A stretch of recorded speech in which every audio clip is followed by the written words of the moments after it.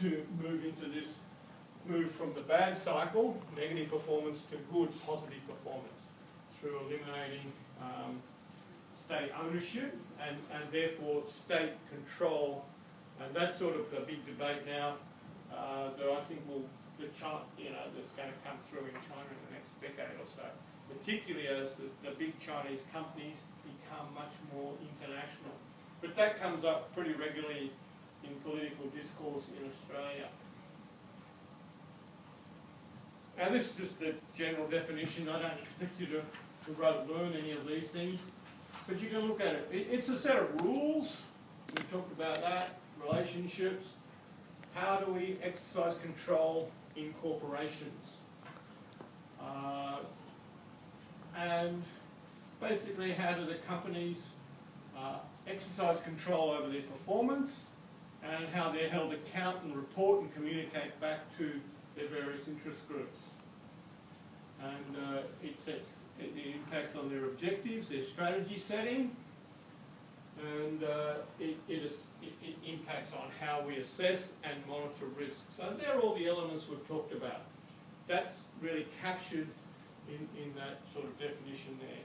So if you've got an idea of all those concepts that we've talked about in our chart here, you'll understand that definition well.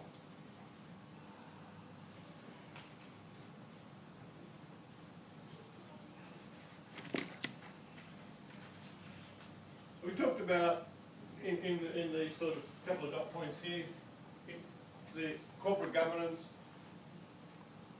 creating value through performance and strategy, and providing accountability on its performance to its owners and other stakeholders. And that's going to be through the appropriate systems of internal control and risk management. And what I've been emphasising in the last few minutes of discussion is how the board of directors, this board of directors is the central thing. And if we get a good board, that's going to pretty much help all the other bits fall into place.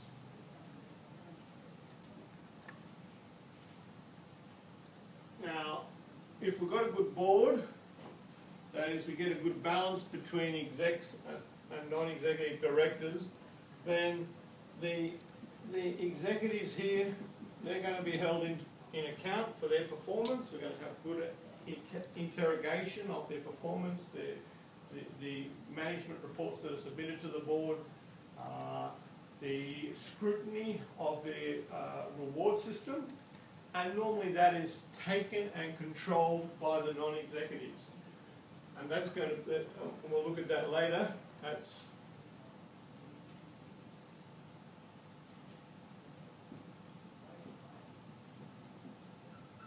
going to be through the remuneration committee. Remuneration committees of the board normally comprise all independent or non-executive directors. So the non-executives evaluate the performance and the reward systems for paying bonuses or incentives to the executives. So that's the structure, and the remuneration committee obviously reports to the full board on their outcomes. So we'll come back and have a look at remuneration committees later. We emphasised the role of shareholders.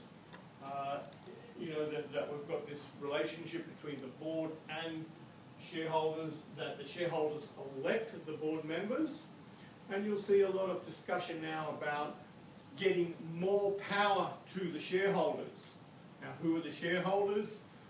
Shareholders are not just your mums and dads and all your ordinary investors. The majority of shareholders today are hedge funds or international pension funds or other big financial institutions. They own most of the shares. So all of these big, what we call institutional investors, will have big stakes in most of the publicly listed companies.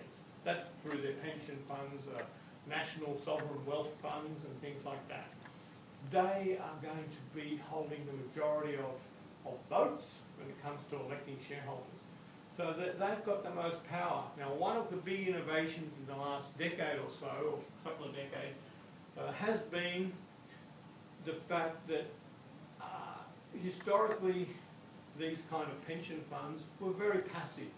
They just put their money in, and they'd vote on a traditional management scheme. But much more in the last decade or so, we've seen these institutional investors become active, and particularly pressuring companies to have good corporate governance. They hold the majority of votes. They pick the directors. If they're not happy with the directors, they kick them out. And so we've seen a lot more activism by institutional investors in the last decade or so. And I think that trend is one that's going to continue. These big pension funds and hedge funds, they all lost billions and trillions of dollars in the global financial crisis.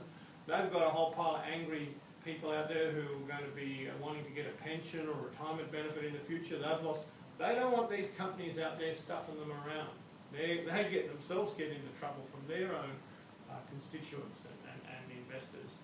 So we're seeing much more aggressive institutional shareholders. Now, as I said, that's a real big change, that instead of just leaving up to the market, so the market will fix it up, the institutional investors have real power, and we've got associations of institutional investors and various other groups now, and they take an active role in pushing for good corporate governance. And that's probably, as much as any of the legislative powers going on out there by governments, probably this force of change in the financial markets has been one of the key drivers for change. So in terms of looking at where we're heading in terms of corporate governance, we talked about, from an accounting point of view, financial disclosure and reporting, and now we've got sustainability reports and ESG reports and all sorts of other things. But good quality information and disclosure, timely, efficient disclosure. We talked about right at the beginning board leadership as being essential, and how the board's structured and operates, how that is managed through risk management, and then communication, critically communication to the market, to the stock market, and also communication through the media. So companies now they're all, for a long time, been very sophisticated in communicating their messages to both government, to the general public, and things like that. So they all have very sophisticated communication strategies to get their messages out, to position their company, whether they're taking over other companies or whatever aspect they're trying to do. They're trying to sort of get support for their strategic directions and their activities. So when we break these down under reporting processes, we've got a few points here I'll just put down. First one, the accountability and reporting cycle. We see, we know companies that produce more information generally are better performers. So we know that there's mandatory information and voluntary information. You've got a lot of research that's reported in your textbook. That supports every time companies generally produce more information, voluntary information, it's a signal. And so we talk about signalling theory, that we've got better performance. So that's pretty, there's again a strong cycle that's associated with good governance, good disclosure, more transparency, more information, as well as timeliness. So companies who report on time generally have good news. If you report late, it's just normally bad news. Nobody wants to have, if you've got good news, you tell everybody, we made a profit, we're 10% ahead of its target. Everyone go, oh yeah, market's up, everyone's happy. Got bad news? Wait till 5 o'clock on Friday afternoon, everyone's asleep. We'll put it at the end of the week or the last possible day. Hopefully no one will notice, Wait till a big football final's on or something. Okay, we'll have that, and nobody will listen. But we know bad news comes late, normally tries to get buried at the end of the day. So there's a lot of information in the time and nature of things, as well as the actual content content of the message. We're going to talk about audit committee later, and also external auditor. And I'll talk to you about transparency. I've spent a lot of time talking to you about board. I probably will go through it maybe a little bit more, but I've covered most of those things. So the core thing that I've found in working with board members and talking to companies is its composition. Now, although I'm a big fan of diversity, and I think we probably might be better off having more women on boards, I don't think you get there by legislating, by just saying, here, you got to do it. That's not going to solve the problem. But we need to have a board that works well. It's not much good having, 5 women on the board if they had 5 men. They're not going to ever get any good. You're going to have divided board and conflict, etc., etc. So you need people that are all thinking along the same wavelength. Doesn't really matter about their gender, race, religion, or whatever. As long as people are thinking the same way, they're working together. That's the core message, okay? So how does the board, does it reflect all of the aspects of the business? Have they got expertise? That's the core thing. Can we, it's like the football team. Have we got a goalkeeper? Have we got a forward? Have we got a fullback? Have we got all the positions covered? Same in the board. Have we got some legal knowledge? Have we got some technical knowledge? Have we got some industry knowledge? Have we got financial knowledge? Have we got all the different bases covered that the board should have? Got that working, got everybody working together, then you've got a good board, you've got a good checks and balances, so the chairperson of a board is respected, but can also be challenged, so that they have to defend their point of views and things like that. We've got talked about balance between the executives and the culture and operations of the board. And so there's a lot of researchers now looking at that. It's sometimes very hard because these are normally confidential meetings. Companies are dealing with all their strategic issues and things like that in the board. So you can't actually go in there and say, oh, I just want to listen to what you're saying, But there's been a few people who've gone in there to try and monitor how much discussion gets had on particular items, how they're processed, trying to measure some of these sorts of variables to see how robust the discussions are. And we always know, and it's fairly common human frailty, and we see this in Parliament. If someone's going to discuss something very trivial, like, the Prime Minister falls over, something like that. Okay, I just mad because it's on the news. But that's fairly true and not going to affect anything. They might spend hours talking about some trivial thing because everyone can relate to, you fall over, you're bad, or whatever the case is. People generally like to talk about small things. What's the weather? What's this like? Oh, by the way, what's the future of the world? Oh, don't worry about that, So when the company has big strategic decisions, big investments, got hundreds of millions or billions of dollars, we get a new ashtray, yes. We spend $1 billion, yes, tick.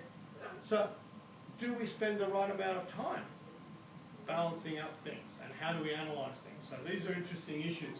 And a lot of indirect research shows that people spend more time worrying about small, trivial things that they can normally understand.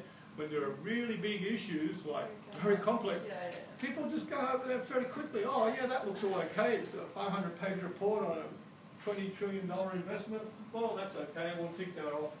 So that's one of the issues in the way in which boards operate, manage, practice their performance. So getting all those things right is really critical. Okay, we'll have a break after this one. Talked about risk management. You've covered a lot of this stuff, internal control, and then I talked about the communication stuff. Again, first thing, the director, the key thing for most CEOs and particularly chair people, and I'll sort of follow this a bit. They've got new company listings, new programs. What do? They go on a road show, the road trip, the old investor road trip. So the chairman of the company normally leaves Australia, goes to New York and London. They want to talk to investors. They're communicating all the time with the financial markets. So good company CEOs are expert communicators, as well as company chair, because they have to sell that company to investors. That's their job.